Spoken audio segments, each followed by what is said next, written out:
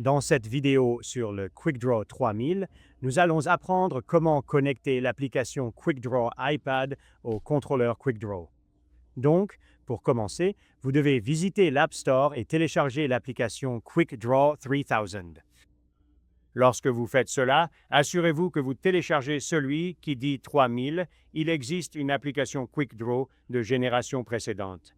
Mais vous voulez être sûr d'obtenir celui téléchargé qui dit 3000. Une fois l'application téléchargée, l'étape suivante consiste à accéder à la page de vos paramètres sur votre iPad. Assurez-vous que votre QuickDraw est effectivement sous tension et que vous êtes à portée.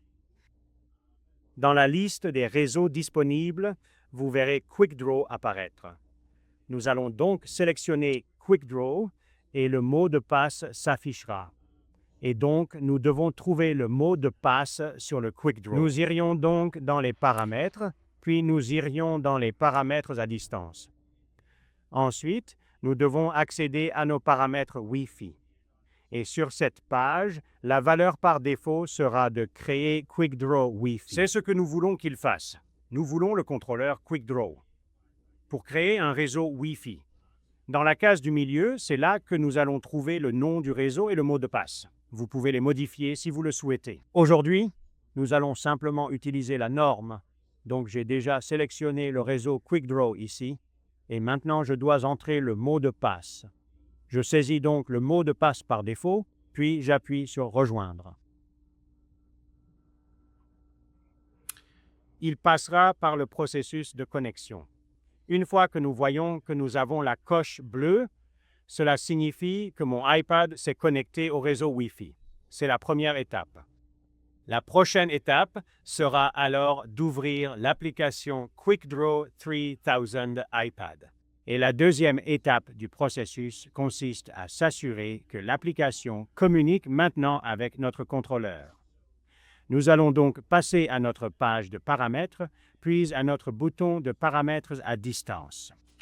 De retour sur notre contrôleur QuickDraw, nous devons revenir à notre page de paramètres à distance et maintenant nous devons nous assurer que nos informations de connexion à distance correspondent. Et donc, nous voyons que nous avons un nom d'utilisateur et un mot de passe. Il s'agit des deux valeurs par défaut. Et sous notre identifiant QuickDraw, cela doit également correspondre. Donc, ici, sur mon iPad, je vais simplement supprimer celui que j'avais là-dedans et le configurer pour qu'il soit le même que mon QuickDraw.